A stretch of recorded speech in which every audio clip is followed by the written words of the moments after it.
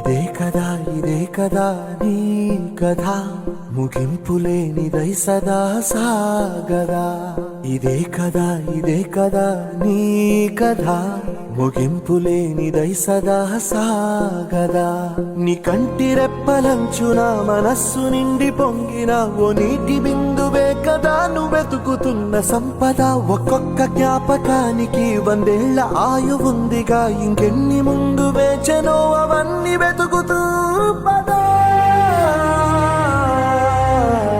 మనుష్యులందు నీ కథ మహర్షిలాగా సాగదా.